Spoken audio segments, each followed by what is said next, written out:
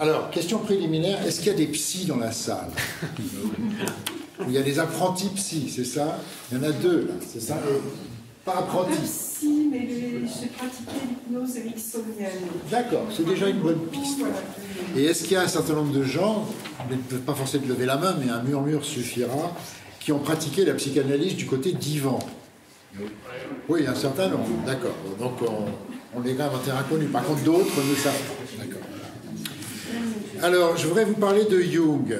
Je fais circuler là le livre rouge de Jung, qui est un livre que j'ai édité en 2011. Donc ça fait déjà quand même 11 ans. Et avec l'exposition Musée Guimet, quelqu'un en a parlé tout à l'heure, où on a présenté physiquement le livre rouge et un certain nombre de peintures de Jung et de sculptures, etc. Alors, qui est Jung?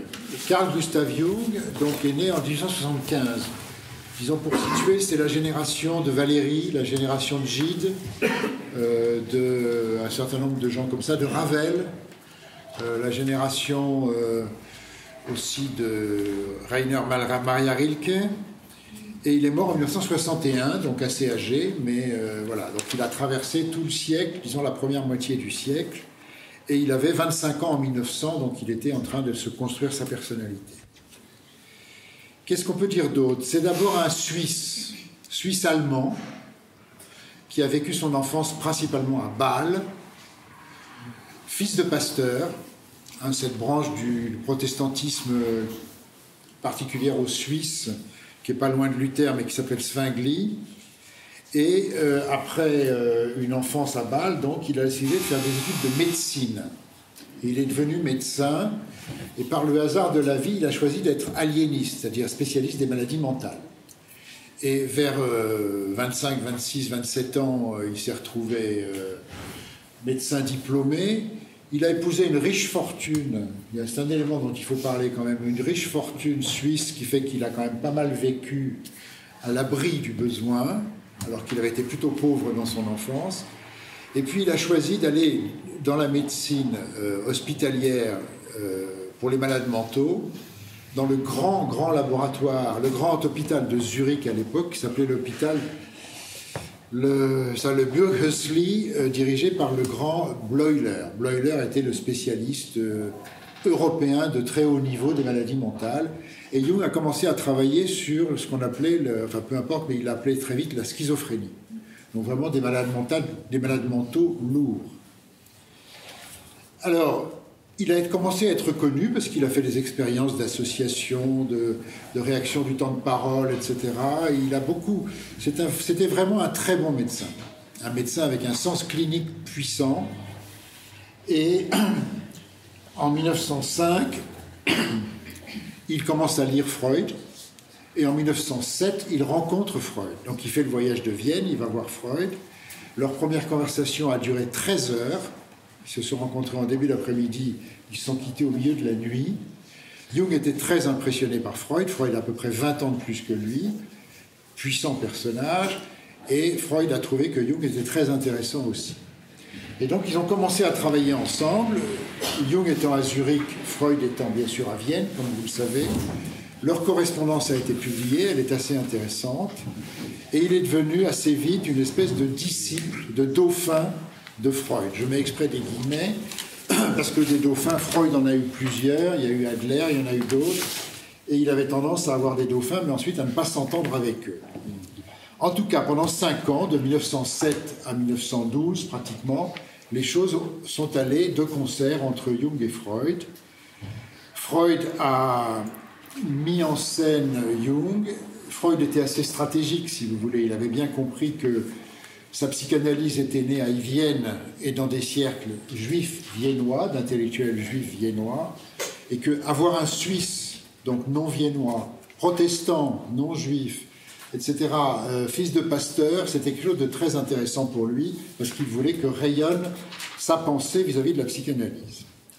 Donc Freud l'a mis en scène, l'a mis en place, si je puis dire, parmi ses disciples. Ils ont fait des voyages ensemble, y compris le fameux voyage aux États-Unis, où, comme disait, enfin la légende dit, c'est sans doute apocryphe, qu'en arrivant devant la Statue de la Liberté sur leur bateau, Jung a dit à Freud ils ne savent pas, les malheureux Américains, ce qu'on leur apporte.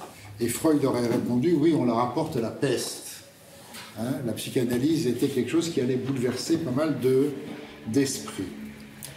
En tout cas, les relations avec entre Jung et Freud sont bonnes, mais petit à petit, parce que Jung n'est pas un béni oui-oui, il prend son indépendance vis-à-vis de Freud, il commence à avoir des idées différentes, une perception différente des choses, il fait semblant d'être d'accord parce que c'est face au maître, mais assez vite on sent qu'il y a une tension, et il y a des textes que écrit Jung en 1911 et en 1912. Quand il est fait lire à Freud, Freud tord le nez et Jung sent très bien qu'un divorce qui est purement intellectuel se prépare entre eux. La rupture a lieu entre 1912 et 1913. Elle est consommée. La fin de la correspondance, pour ça, est très, très intéressante à lire. On voit que Jung essaye de dire à Freud, mais quand même, si je dis ça, pensez-vous pas que, etc. Et Freud est très fermé, très, très poli, très tactique, mais très fermé. Et la rupture est consommée avec une lettre très sèche de l'un à l'autre en 1912 et en 1913. Jung, à ce moment-là, entre dans une phase de retournement sur lui-même. Il a des idées à lui, notamment sur l'inceste, notamment sur l'inconscient, notamment sur la réalité et la façon de faire des analyses, des psychanalyses. Il y a une photo bien connue qui a été publiée qui montre comment Jung travaillait. Dès 1910, il y avait dans son cabinet un divan, mais il ne mettait pas les gens sur le divan, il les mettait assis sur un fauteuil face à lui. Alors que Freud était vraiment adepte du divan, et il se tenait au dos de la personne. La personne, pendant qu'elle était allongée sur le divan, ne pouvait pas voir Freud qui prenait des notes. Jung, pour ça, est beaucoup plus fluide, beaucoup plus souple. Il met les gens en face, il discute, et il a une espèce d'inventivité de la séance qui est assez caractéristique. Rupture en 1912-1913, Jung se retrouve très seul. Tous les Viennois lui tournent le dos, commencent à dire qu'il est antisémite, etc. Dans leur correspondance, on le voit. Et Jung se retrouve vraiment isolé. Il démissionne de toutes les fonctions qu'il avait dans le mouvement psychanalytique et il entre dans une phase d'auto-analyse qui aboutit au livre rouge. Le livre rouge que j'ai fait circuler, c'est un moment, novembre 1913, Jung reprend des vieux cahiers qu'il avait, des cahiers de notes, et il écrit ces phrases « Meine Seele, wo bist du ?» c'est-à-dire « Mon âme, où es-tu » Est-ce que âme, mon âme, il parle à son âme, à mon âme, est-ce que tu as quelque chose à me dire? Est-ce que tu m'entends? Et est-ce que tu as quelque chose à me dire? Donc il entre en dialogue avec son âme. Vous pouvez essayer, ce soir vous rentrez chez vous, tranquillement dans le noir, vous dites mon âme, où es-tu? Et qu'est-ce que tu as à me dire? Peut-être que vous ferez d'ailleurs un rêve très intéressant. À cette occasion, n'hésitez pas à le noter. Il attaque comme ça. Et pendant des pages et des pages, et pendant des nuits et des nuits, seul dans son bureau, il a un mécanisme d'auto-analyse, appelons-le comme ça, on pourrait discuter, disons qu'il plonge en quelque sorte dans son propre inconscient. Il l'a raconté dans son autobiographie qui n'est pas complètement de lui, où il dit, la première séance, en laissant courir mon imagination, j'ai eu l'impression de descendre à 30 mètres en dessous du sol. La deuxième nuit, j'ai eu l'impression de descendre à 200 mètres en dessous du sol. Donc l'idée de tomber dans les profondeurs. Et tombant dans les profondeurs, il a une série de choses dont il prend les notes scrupuleusement. Les cahiers noirs en question, il y a 7 cahiers qui sont couverts de sa belle écriture qu'on avait montré à Guimet.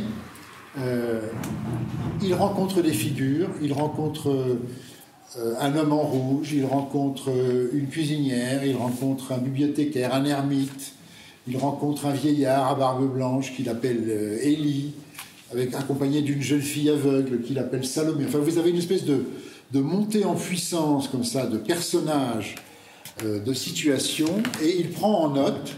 C'est très cursif, il n'y a pas beaucoup de rature, c'est pas de la littérature. Il semble que certains qui ne prenaient pas de substances hallucinogènes ou quoi que ce soit, c'est un travail, si je puis dire, de libération de son propre inconscient et de prise de notes sur ce qui se passe. Et puis ces notes s'échelonnent entre donc fin 1913 et 1915-16 ensuite. À un moment donné, il se dit « je deviens fou, c'est pas possible ». Comme il connaissait bien le monde des aliénés, il dit « je deviens fou, je suis en train d'avoir une crise ». Et il avait une espèce de rêve éveillé, une espèce de vision sur l'Europe à feu et à sang, l'Europe entière était couverte de glace ou couverte de sang. Et il a une espèce de soupir de soulagement, si je puis dire, quand la guerre de 14 éclate. Quand la guerre de 14 éclate, il se rend compte que les visions qu'il a eues quelques mois auparavant, à plusieurs reprises, étaient en fait prémonitoires. Prémonitoires de ce qui allait se passer dans l'Europe à partir de 1914, et vous savez de quoi il s'agit. Alors, ce livre rouge est intéressant parce que c'est l'espèce de matrice cachée de son œuvre. Une fois qu'il a fait ces textes notés au jour le jour, il les fait taper, ou il les tape lui-même, je ne sais pas. Il les réécrit, il retravaille dessus, avec des variantes, il change de ton, et puis il remet une autre couche de texte, donc une espèce de texte multicouche, comme ça. Et puis au bout d'un moment, en 1915, il se dit je vais en faire un travail personnel, et il fait comme un moine, c'est-à-dire qu'il prend des pages de parchemin et il recopie son texte. Avec la première phrase, mon âme, où es-tu, etc. Je rencontre machin, il me dit ceci, il me dit cela. Et donc le livre rouge que vous voyez, que vous avez feuilleté, et qui est un vrai objet, le livre rouge, le vrai, qui pèse 11 kilos, qui a été fait de sa main, il a travaillé dessus pendant 16 ans. Et pendant 16 ans, ces textes qu'il avait écrits vers 14, 15, il les a ruminés. Hein, exactement comme on dit aux moines du Moyen-Âge, on leur disait il faut faire de la rumination. Alors à l'époque, aux moines, on disait c'est la rumination de l'Évangile, évidemment, des textes sacrés. Mais là, lui-même, il a ruminé son propre texte. Pendant 16 ans, il travaille à calligraphier ce texte incessamment. Alors, ce qu'il y a d'intéressant, pourquoi je vous parle de tout ça? C'est parce que ce livre était caché. C'est le livre secret du psychanalyste. Il l'avait dans son bureau, il l'a montré à quelques personnes. Certains ont pu le feuilleter, prendre des copies.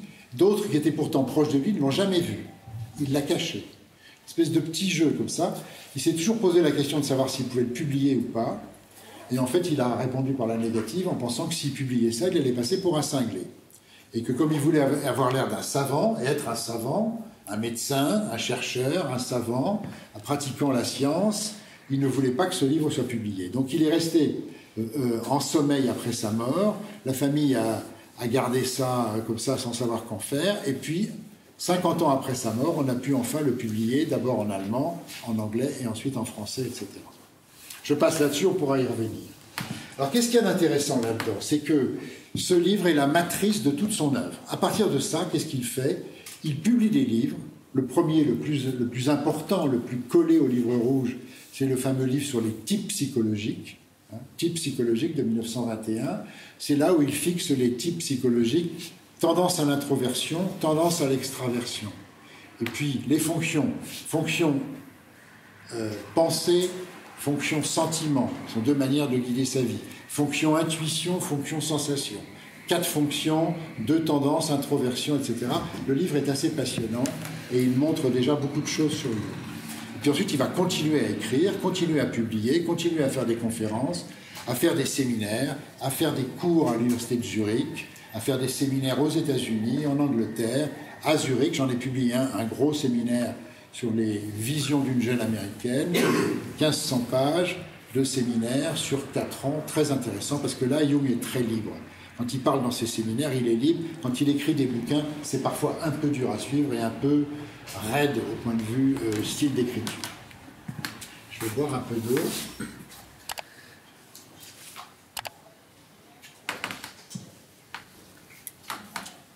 Alors, ce qu'il faut bien comprendre, c'est que on est forcé de faire des comparaisons avec Freud ou avec les successeurs de Freud. C'est que Jung est beaucoup plus ouvert comme esprit. Parfois trop. Il y a des gens qui disent « Oh là là, il nous entraîne, nous ». Donc vous avez en Jung à la fois, d'une part, un premier niveau. Je vais vous citer 4 niveaux. D'abord, c'est un médecin. Ensuite, il ouvre beaucoup sur les tas de problèmes de la personne humaine et de la façon dont les êtres humains fonctionnent. Philosophiquement, c'est un empiriste. Et puis surtout, on va poser la question de savoir est-ce que c'est possible de faire de la science avec un objet aussi insaisissable que l'inconscient. Donc 4 points. Premier point, c'est un clinicien. Il fait des psychanalyses, il reçoit des gens, il les soigne. Même Freud lui en envoie, d'ailleurs, parce que Freud, à la fois, ne parlait plus à Jung, mais de temps en temps, il disait à tel patient, allez donc faire du Jung. Et Jung, d'ailleurs, envoyait des patients aussi à des Freudiens. C'est un excellent clinicien. Tout le monde reconnaît ça. Beaucoup de compassion, beaucoup d'écoute, un sens clinique très fort, souvent trouvant des solutions originales pour conduire le patient vers quelque chose. Je vais vous prendre un exemple, l'histoire du scarabée. L'histoire du scarabée, il est un jour en plein été dans une séance, et puis quelqu'un lui parle d'un rêve égyptien qu'il a fait, etc. À ce moment-là, par la fenêtre, entre un scarabée, vous savez, un hanneton, quelque chose comme ça. Et Jung se saisit. C'était le genre de gars qui faisait ça, très créatif.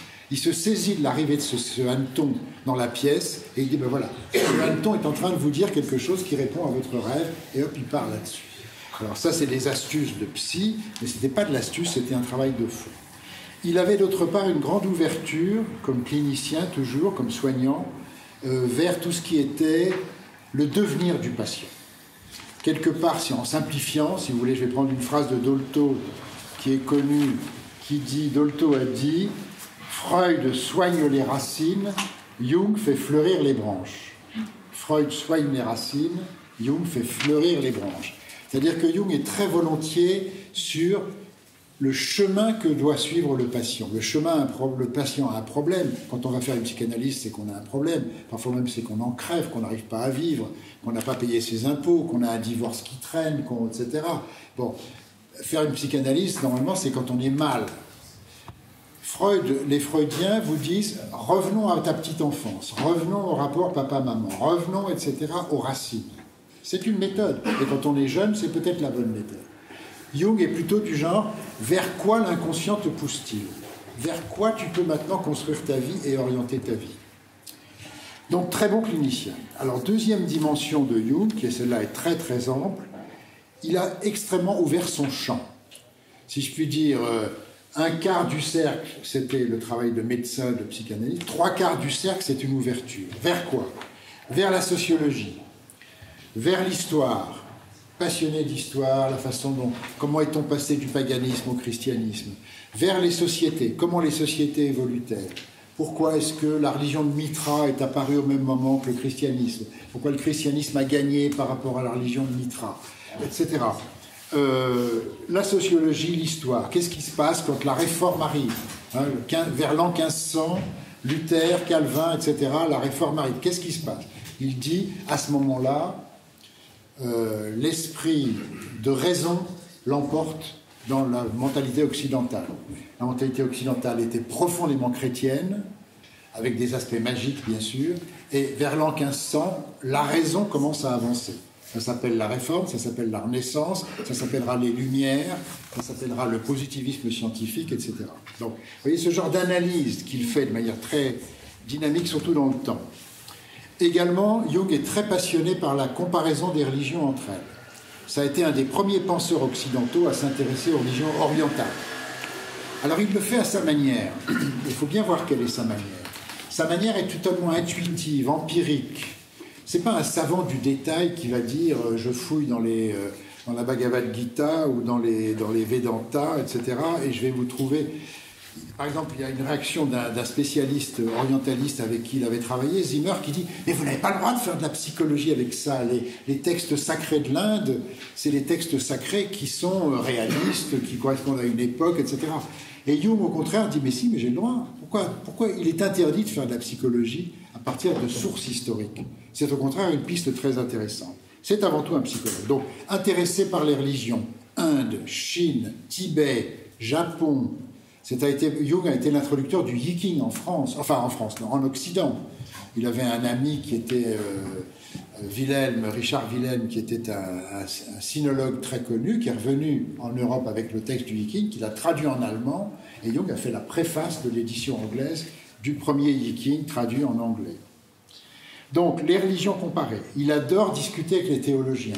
Dans sa correspondance, on le voit avec des jésuites, avec des oratoriens, à dire « mais vous ne pensez pas que le Saint-Esprit ceci, le Saint-Esprit cela ?» Non pas du tout en théologien, mais toujours en psychologue. Il cherche le psychisme, c'est ça son but. Il y a d'autre part un intérêt marqué chez lui pour les sociétés primitives. Entre guillemets, je dis primitives, aujourd'hui on ne le dit plus. À son époque, on disait primitive, c'était courant, tout le monde le disait. Ils ont les sociétés premières. Il fait un voyage en Afrique qui l'intéresse beaucoup. Il fait un voyage chez les Indiens Hopi, en Arizona, qui l'intéresse beaucoup. La façon dont le chef Hopi lui dit Vous savez quelle est la mission de notre tribu? La mission de notre tribu, c'est d'aider le soleil. Tous les matins, le soleil se lève, tous les soirs, il se couche, il est fatigué. Il faut qu'on l'aide par notre présence, par nos pensées, par nos prières, à faire sa course pour qu'il puisse revenir le lendemain. Parce que si on ne l'aide pas, il risque de ne pas revenir le lendemain. Idée psychologique très intéressante qui figure aussi déjà dans l'Égypte ancienne. Donc les sociétés premières. Son voyage en Afrique a été très important pour ça. Il avait un côté, si vous voulez, anthropologue amateur. Il avait beaucoup lu, c'est un homme d'une culture incroyable, mais il utilisait toujours ça sous l'angle psychologique. De même, et dernier point de tout, c'est l'ouverture de son champ, le vaste champ de la pensée jungienne. Il n'a aucun rejet de tous les sujets occultes. Alors ça lui est beaucoup reproché. Il y a plein de gens qui disent « Mais mon Dieu, il s'intéresse aux tables tournantes, il s'intéresse à l'astrologie, il s'intéresse aux soucoupes volantes. » Il faut voir qu'il ne s'intéresse pas au matériel en tant que tel. Il s'intéresse en tant que relation entre la psyché et ce phénomène. Par exemple, il avait fait dans sa jeunesse des histoires de tables tournantes. C'était très à la mode à l'époque. Victor Hugo l'a fait, tout le monde l'a fait. Et Jung a su après que le médium en question qui faisait tourner les tables, c'était une de ses cousines, était en fait en train de monter un coup et elle a avoué après qu'elle racontait un peu n'importe quoi ou qu'elle avait préparé ses affaires. Mais ce n'est pas important pour lui. Ce qui compte, c'est, parce qu'il fait miel de tout, c'est en quoi notre psychologie, notre psyché est intéressée par ces choses. Alors je vais prendre le cas des soucoupes volantes. Les soucoupes volantes, il a fait un petit livre dans les années 55 sur que faut-il penser des soucoupes volantes. Alors, c'est absolument pas pour dire elles existent ou elles n'existent pas. Mais pourquoi est-ce que psychiquement, la société occidentale a besoin, vers les années 50, de penser qu'il pourrait y avoir des soucoupes volantes et qu'elles pourraient venir de Mars ou d'une planète habitée extraterrestre. Pourquoi? Parce qu'au fond, il cherche toujours à essayer de comprendre pourquoi le psychisme contemporain est happé et dirigé vers quelque chose. Par exemple, en ce moment, vous avez un thème sur lequel je suis sûr qu'il aurait fait un livre, ou en tout cas une conférence, il va peut-être le faire à sa place, qui est « Est-ce qu'il est possible d'aller vivre sur une autre planète de rechange ?» La planète Terre est en danger, est-ce qu'aller sur la planète Mars a un sens? Il y a vraiment un paquet de pognon qui se dépense là-dedans, dans ce genre d'idée. Bon, c'est un appel, c'est à la fois une idée dans l'air du temps, et en même temps c'est un désir inconscient psychique qui nous traverse un peu tous, parfois pour réagir, mais on est un peu tous comme ça en disant « ça serait idéal s'il y avait une planète, en plus une planète heureuse, qui soit une planète de rechange ». Donc vous voyez, il fait miel de tout. Et c'est d'ailleurs un des problèmes, quand on commence à rentrer dans Jung, on se dit, mais où est-ce qu'il m'emmène? Je le croyais là, ah ben non, il n'est pas là, il est en train de me parler de je sais pas quoi, de Luther et de Calvin, et brusquement il est sur les Indiens ou sur l'Indonésie, puis après ça, hop, on retourne à l'Antiquité tardive, et après ça, on étudie les dieux grecs. Enfin, je veux dire, il y a un côté zapping qui déconcerte. Et quand on est habitué, on comprend très bien que c'est pour lui une façon d'alimenter les choses, et c'est un esprit profondément mercuriel, c'est-à-dire vif, vif argent, bougeant partout sur le terrain de jeu qu'il a choisi. Alors, troisième élément, sur le plan philosophique, c'est quelqu'un qui avait une bonne culture philosophique. D'une part, dans la photo dont je vous ai parlé sur son cabinet en 1910, il a devant sur son bureau une photo de Schopenhauer. C'est original pour un psy. Il y a aussi au mur un tableau, une copie de tableau sur Erasme. Donc il est intéressé par Erasme, il est intéressé par Schopenhauer, très intéressé par Nietzsche.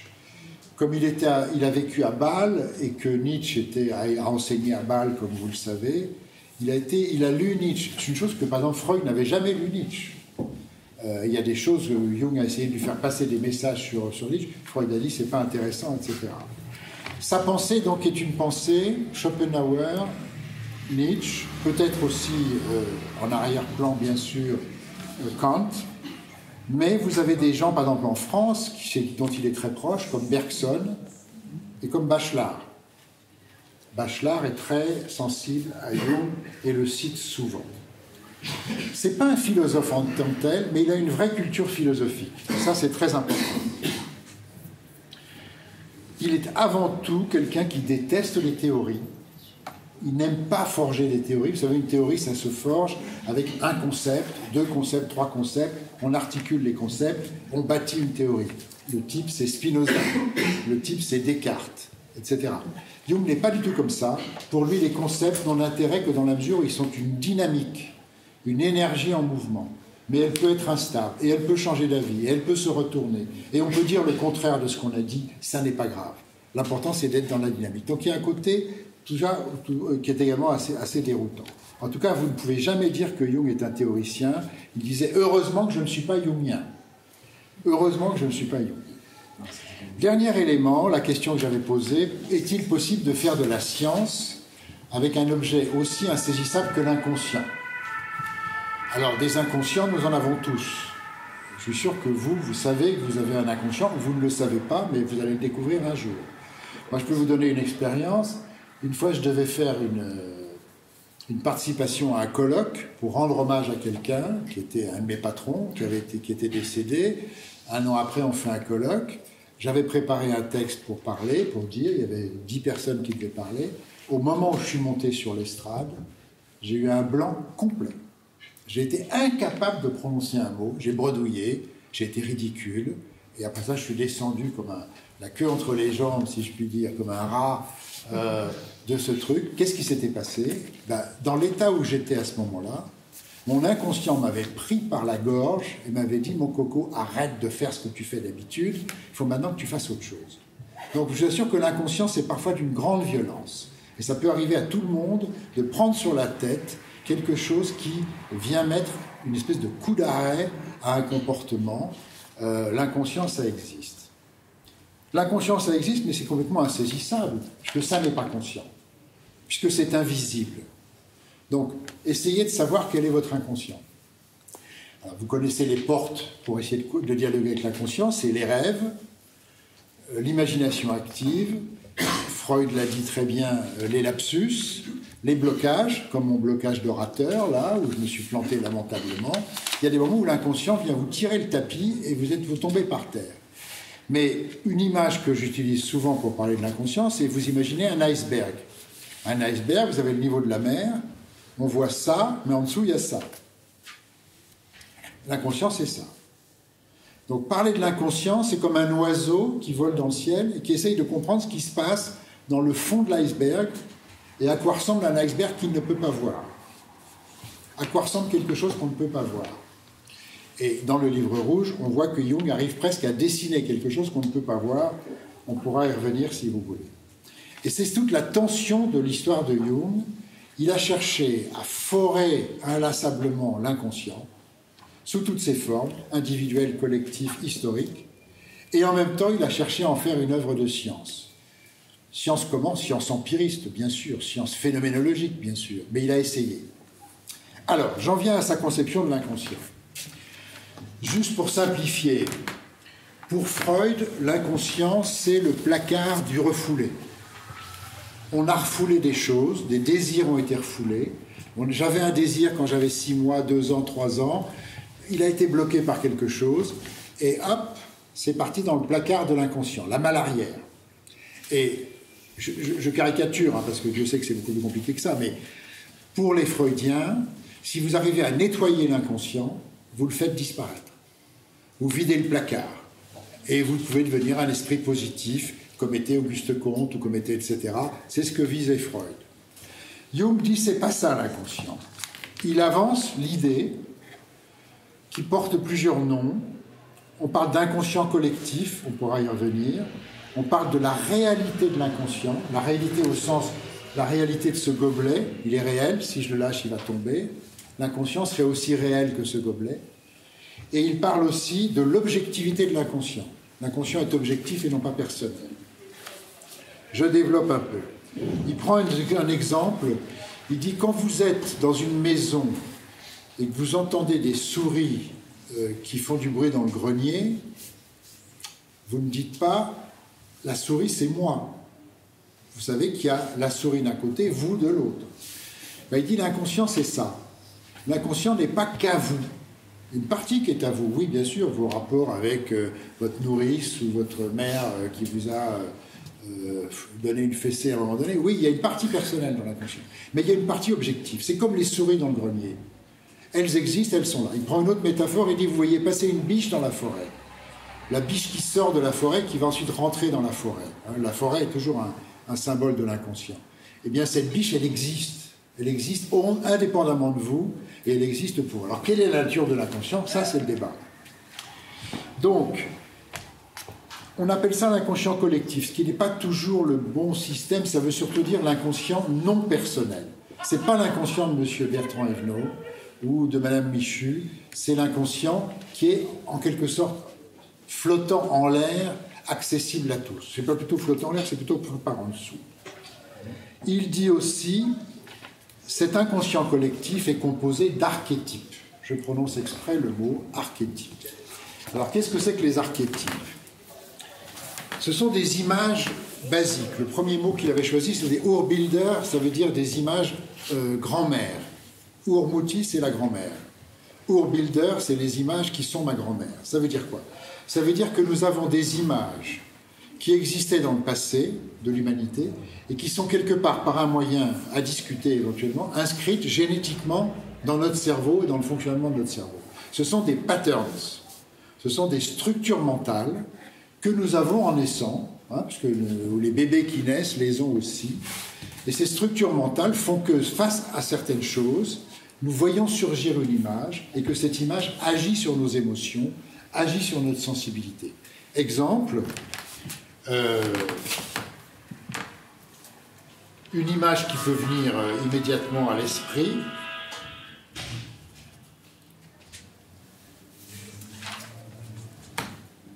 La Grande-Mère. La Grande-Mère est une image fondamentale, un archétype fondamental. La Grande-Mère veut dire une mère archaïque, très ancienne, nourricière, mais dangereuse, féconde, mais également sorcière, etc. Donc la Grande-Mère est une des immenses images de l'inconscient collectif, un archétype majeur de l'inconscient collectif. Les frères ennemis. Certains d'entre vous ont des frères, moi j'ai un frère. Il y a des moments où les frères c'est comme ça. Les frères ennemis, c'est à la fois dans la Bible avec Caïn et Abel, dans la Bible avec Isaac et Ésaü, Ésaü et Jacob, pardonnez-moi, excusez-moi, et c'est aussi bien sûr dans les mythes grecs avec Éthéocle et Polynice, etc. Donc les frères ennemis est un archétype, c'est-à-dire deux garçons ayant la même mère, ayant le même père, ont de graves chances d'arriver à se faire la guerre à certains moments. Hein. Donc voilà encore un archétype. Alors, ce qui est important, c'est de voir que ces archétypes, il y en a beaucoup. Quand Jung a lancé l'idée, on s'est dit, tiens, on va essayer de faire la liste des archétypes. Bon, à 500, on s'arrête, parce que c'est pas possible. Les archétypes sont très nombreux. C'est un espèce de... Un Jungien a dit cette formule que j'aime beaucoup, c'est un pandémonium des images. Vous avez un pandémonium d'images. L'image de la sirène et de Mélusine, l'image du Saint-Esprit et de la colombe, l'image de Peter Pan, etc. Donc il y a beaucoup, beaucoup d'images. Mais ce qui est important, c'est que, c'est une formule à retenir, pour Jung, ces images ne sont pas des affiches. Hein. Ce n'est pas comme là des affiches. Là, vous avez un coq, le coq est un archétype, mais une affiche, ça n'apporte rien. Ce qui compte, c'est l'énergie qui apporte. C'est l'énergie, c'est le processus, c'est quelque chose qui est vivant, quelque chose qui interagit avec vous. Hein. Il y a des moments où ça n'interagit pas. Vous n'êtes pas tous sensibles au mythe de la Grande-Mère, ou à l'archétype de la Grande-Mère ou des frères ennemis tout le temps. Mais à un certain moment de votre vie, dans certaines circonstances, l'archétype en question est activé pour vous ou activé pour des groupes, petits groupes, très grands groupes, et il se met à devenir extrêmement prégnant. Et il vous fait ressentir des choses, ou il vous fait agir dans un sens, etc. Voilà un peu. Alors on pourrait y revenir si vous avez des questions, si vous voulez, sur l'archétype. Alors sa conception va loin, elle va très loin, si vous voulez. Je vais prendre un exemple qu'il a vécu, qu'il a sidéré, et qui, je crois, était à l'origine, sans doute, d'un certain nombre de ses analyses. Quand la guerre a éclaté en 1914, hein, c'est loin déjà, ça fait 100 ans, il était en Écosse, pour je ne sais pas quelle conférence ou congrès, et il avait donc l'obligation de revenir depuis l'Écosse jusqu'à la Suisse où il habitait. Il avait un passeport suisse, donc il ne risquait pas d'être pris par les Allemands ou par les Français ou par les Hollandais ou les Anglais. Mais il a traversé toute l'Europe. Et ça lui a pris 5-6 jours, avec les trains, les bateaux, etc., pour aller de l'Écosse à Zurich. Et il le raconte, il dit « J'étais absolument sidéré de voir l'atmosphère de fête. De fête. Août 14. Partout dans les gares, il y avait des guirlandes, il y avait des fanfares, il y avait des distributions de sandwichs, de bière. C'était comme une noce. Tous ces Européens qui allaient se retrouver assez vite dans les tranchées et avoir des millions de morts étaient heureux que la guerre arrive. Heureux que la guerre arrive. Il le décrit très bien. Il dit, moi en tant que médecin, j'étais sidéré. Il avait à l'époque presque 40 ans. Il était quand même assez mûr, assez étoffé. Il avait vu des dingues dans sa vie, si je puis dire. Et là, pourquoi donc sont-ils si heureux de faire la guerre? Je corrobore cette information. En Angleterre, il n'y avait pas de service militaire obligatoire. Donc tous les Anglais qui se sont lancés dans la guerre en 14 ont été des volontaires. Entre l'été 14 et je crois que c'est Pâques, il y en a eu 1 million de jeunes hommes de vos âges ou des âges de mes enfants qui se sont portés volontaires pour aller faire la guerre. Et on a toutes ces photos de foule en liesse. Donc Jung dit, mais qu'est-ce qui se passe? Qu'est-ce qui se passe? Quel est le processus psychologique qui est à l'œuvre? Et alors c'est là où effectivement l'archétype est très important, c'est-à-dire que l'archétype de la guerre, aujourd'hui, c'est pas l'ambiance. Hein. Je veux dire, quand on pense à la guerre ukrainienne, je vous en parlerai la semaine prochaine, personne ne dit on va être 1 million de plus et on va s'engager tout de suite. Bon, c'est pas du tout l'ambiance. À certaines époques, l'archétype de la guerre est enfoui dans l'inconscient. Il ne vibre pas, il ne bouge pas, il est en sommeil. Il est en sommeil, comme une espèce de baleine au fond de la mer. Et puis, pour diverses raisons psychologiques, il y a des moments où, brusquement, la bête remonte et la puissance de l'archétype se manifeste et vient toucher vous, moi, des milliers de gens, des millions de gens. Comment ça se passe, ce genre de choses? C'est la psychologie des foules, bien sûr, de Gustave Le Bon. Donc, Jung définit la notion, si vous voulez, d'archétype en sommeil et d'archétype qui, brusquement, est réveillé. Il emploie la formule qui est constellée. Hein, il est activé, l'archétype, il est constellé. Une constellation, ça veut dire qu'il y a des étoiles qui s'allument. Il y a des petites étoiles qui s'allument partout. Ça brille, comme la tour Eiffel, si vous voulez, quand elle s'allume, quand il est l'heure. Brusquement, la tour Eiffel était dans l'ombre et brusquement, elle crépite de lumière. Eh bien, l'archétype fonctionne de cette manière. Il est tranquille dans son coin, juste quelques savants qui savent qu'il existe, et brusquement, il est actif comme un volcan. Il y a des textes de Jung magnifiques, je vous renvoie, on verra ça sur les questions. Par exemple, vous avez une lettre en réponse à la question d'un religieux français, d'ailleurs. Comment fonctionne l'archétype de Élie, hein, le prophète Élie. Et vous avez 2 pages et demie dans la correspondance de Jung, un texte magnifique où il dit « Je vais vous expliquer comment fonctionne l'archétype d'Élie, comment il existe d'abord dans la Bible, comment ensuite on le retrouve dans telle et telle notion, comment il est en rapport avec Saturne, comment on le retrouve, etc., dans différents états. » Il fait une espèce de démonstration hyper brillante sur l'archétype d'Élie, qui est l'archétype d'un prophète qui monte au ciel sans mourir. C'est pour ça que quand vous allez dans les pays orthodoxes, sur tous les sommets, il y a des petites églises qui s'appellent Prophétis Ilias en grec. C'est le prophète Élie, c'est le monde grec, monde russe, etc. Le prophète Élie est très important parce qu'il est monté au ciel sur son char de feu. Eh bien, cet archétype d'Élie, Jung l'explique admirablement dans une lettre. Deuxième exemple, vous allez dire que c'est encore religieux, Jung insiste beaucoup sur l'imago Dei, l'image de Dieu. Il dit, beaucoup de théologiens se posent la question, est-ce que Dieu existe? Est-ce qu'il a telle forme? Est-ce qu'il a telle forme? Moi, ça ne m'intéresse pas. Moi, ce qui m'intéresse, c'est quelle est l'image de Dieu qui peut surgir dans le psychisme des gens. Et, dit-il, les athées pensent qu'on peut éliminer le religieux en disant Dieu n'existe pas, hein, c'est ce qu'a dit Nietzsche, Dieu est mort. Et par comparaison, Jung citait toujours le mécanisme qui est dans Plutarque. Dans Plutarque, il y a un texte où l'on dit le grand Pan est mort. C'est-à-dire le conducteur d'un bateau qui passe près d'une île entend des lamentations sans fin dans l'île Et l'île crie, c'est la nature qui crie dans l'île, qui dit le grand Pan est mort. C'est la même chose que Nietzsche. Nietzsche dit Dieu est mort, il pensait bien sûr au christianisme. Là, dans l'Antiquité, on disait le grand Pan est mort. Et Jung de dire, mais voilà ce qui se passe. C'est que quand le grand Pan est mort, il est ressorti, il a revécu sous forme du christianisme naissant. Plus tard, c'est le 3e, 4e siècle après Jésus-Christ, le christianisme commençait à être puissant. Donc vous voyez, les deux anciens meurent, un Dieu nouveau naît. Alors Nietzsche a dit, le Dieu chrétien meurt, qu'est-ce qui naît à la place? Eh bien ce sont des idoles, essentiellement. Donc vous voyez que ce qui intéresse Jung, c'est que ne croyez jamais que Dieu va mourir. S'il meurt d'un côté, il va ressortir de l'autre. En quoi s'est-il transformé? En quelle est la nouvelle forme qu'il a prise par métamorphose? Troisième exemple, je suis vraiment dans le religieux, je suis désolé, mais je pourrais en prendre d'autres. Le dogme de l'Assomption. Jung était très frappé par le fait que le christianisme a une trinité masculine.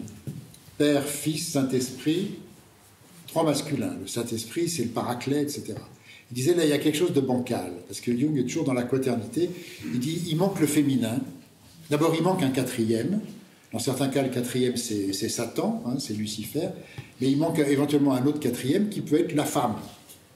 Et Jung était très sensible que, vers 1856, le pape, je ne sais plus lequel, a proclamé le dogme de l'Immaculée Conception et le dogme de l'Assomption de la Vierge. Ça, pour lui, ça a été formidable. Il a dit, voilà quelque chose où le christianisme arrive à se renouveler et à renouer avec un archétype plus complet que celui avec lequel il a fonctionné pendant 2000 ans avant. Voilà le genre de raisonnement qu'on trouve chez Jung.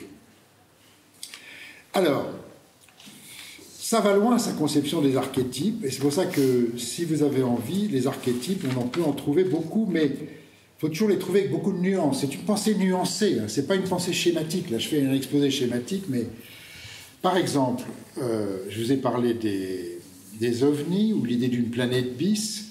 Vous avez un autre cas, qui est, à un moment donné, Jung dit, il y a un archétype dans le gué. Le gué, G-U-E. La traversée d'une rivière à pied sec, ou d'une rivière avec peu d'eau.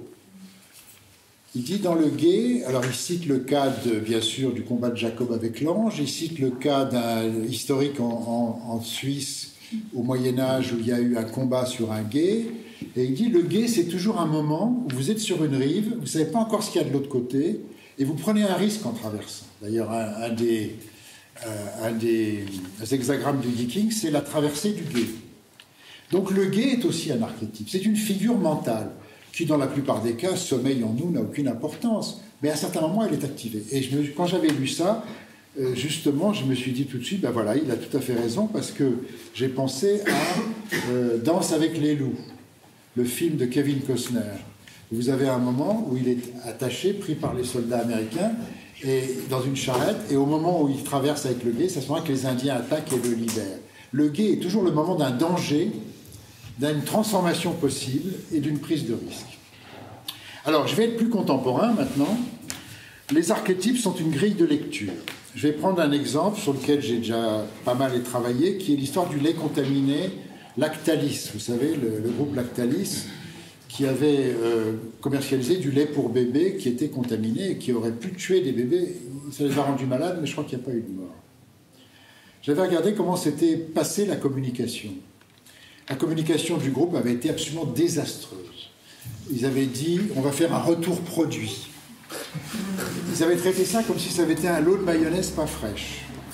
Ils n'avaient pas compris que dans une société normale, on doit avoir, vis-à-vis de celui qui produit du lait pour bébé, un degré de confiance et un degré de sécurité qui n'a rien à voir avec le fait qu'on sait très bien qu'une mayonnaise peut très bien avoir une date dépassée, on s'en fiche. Pourquoi ?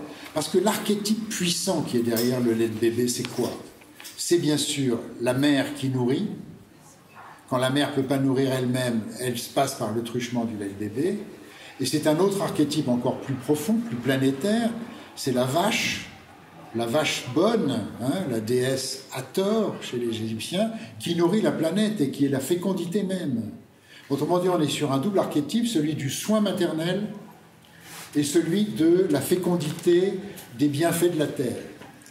Quand on est face à un archétype comme ça, on ne plaisante pas dans la communication. On ne fait pas une communication de crise comme si on traitait un problème de boulon rouillé ou je ne sais pas quoi. On doit prendre en compte l'émotion. Et du reste, c'était caractéristique. Il y a eu une émotion gigantesque dans le pays à propos de ça. Bon, ça s'est calmé ensuite, etc. Mais donc, il a compris. Autre exemple intéressant sur l'archétype, sur les épidémies psychologiques, les épidémies psychiques. De nos jours, grâce aux chers réseaux sociaux, on a un terrible effet moutonnier.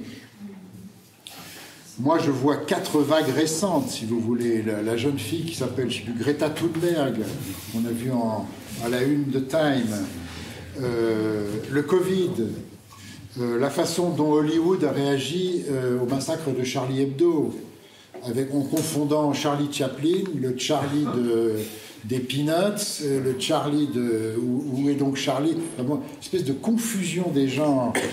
Ou bien récemment, évidemment l'Ukraine, il y a des phénomènes, si vous voulez, de panurgisme collectif de notre temps, qui sont hyper violents, hyper actifs, qui surtout s'écartent prodigieusement de la réflexion posée, de la réflexion discernante, etc.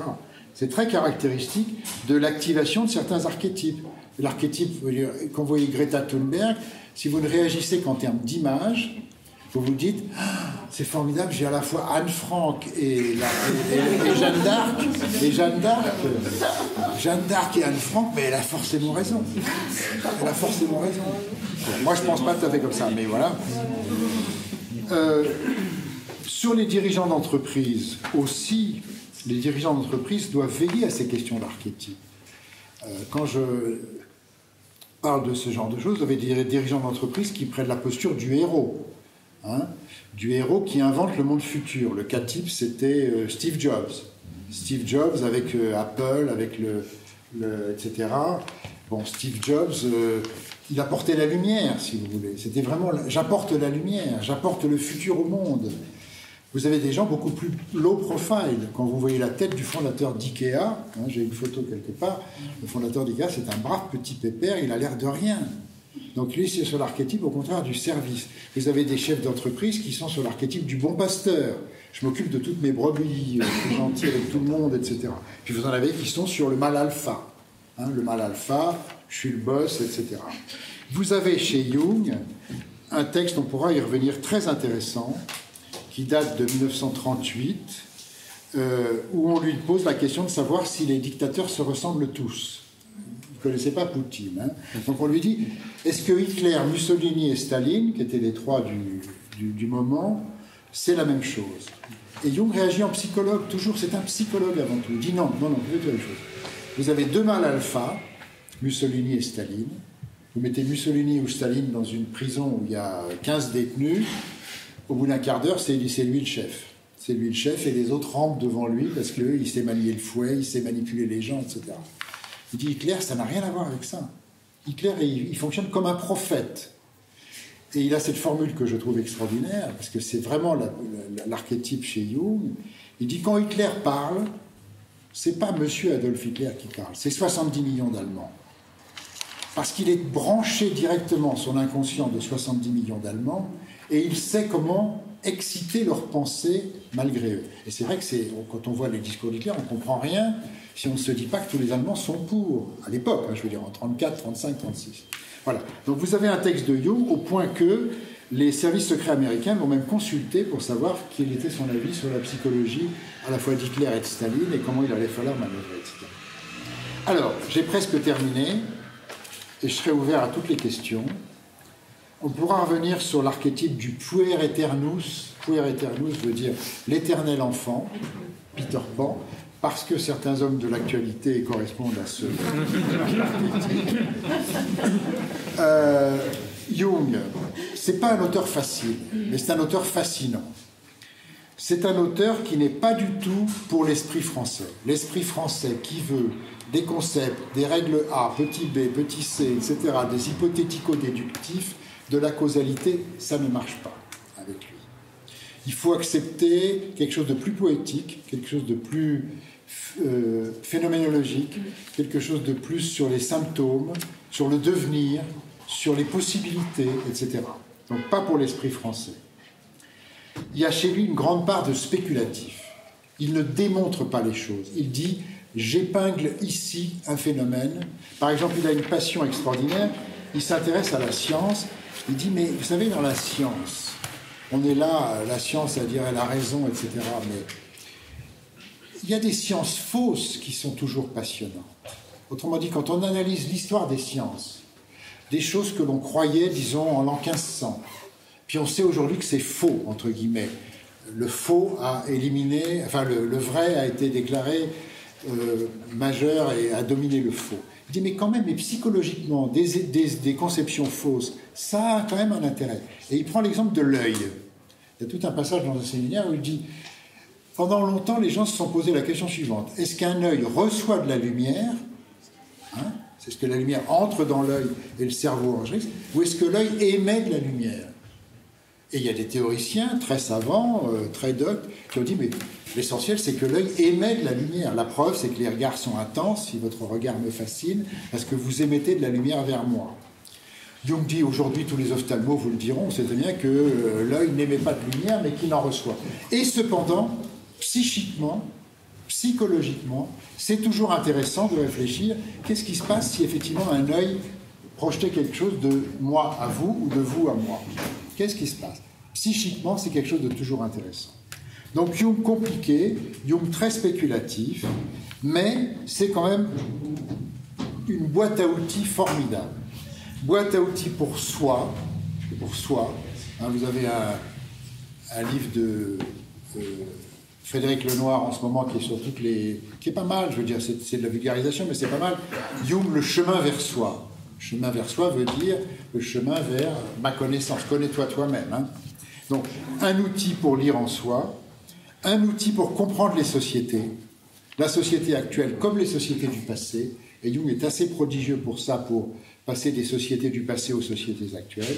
Et un outil aussi pour lire ce qu'il appelle le numineux. Le numineux veut dire les expériences religieuses, les expériences de vibration religieuse que l'on peut ressentir, bien sûr dans les expériences personnelles religieuses, ou aussi dans les expériences poétiques, ou dans l'amour, ou des choses comme ça, tout ce qui est de l'ordre de l'art, de l'amour et de la poésie, ce qu'il appelle le numineux, qui vous frappe. Et dernière boîte à outils, parce qu'il y a ça chez Jung, une façon de lire le cosmos, une façon de comprendre comment fonctionne le cosmos, puisqu'il est un théoricien de l'Unus Mundus, à la fin du livre rouge, il y a un petit dessin qu'il a fait où on montre le macrocosme et le microcosme qui sont enchâssés. Je cite Louis Massignon, qui avait été impressionné par Jung. Il dit « Jung était un homme œcuménique et cosmique ». Alors, c'est pas rien, hein, ça peut aller loin. Voilà, donc pour moi, quelqu'un d'intéressant, quelqu'un qui vous apprend à penser d'une autre manière que simplement les écoles françaises, et quelqu'un d'intéressant. Alors, dernier point, par où aborder Jung? Premièrement, lire Souvenir, rêve, pensée, qu'on appelle Ma vie, c'est chez Folio en poche, ça doit valoir 8 €, c'est disponible. Vous avez là quelque chose quand même où les 4 premiers chapitres ont été rédigés par Jung sur son enfance.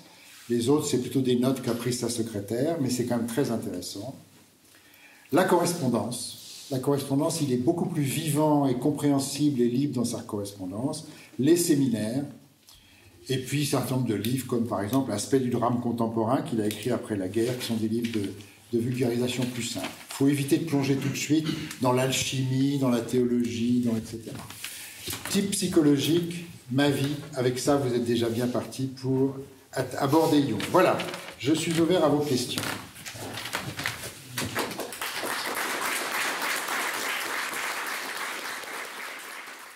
Chers camarades, si tu veux plus de contenu, de réinformation, d'éducation populaire et de formation intellectuelle, n'hésite pas à faire un don sur notre page Tipeee.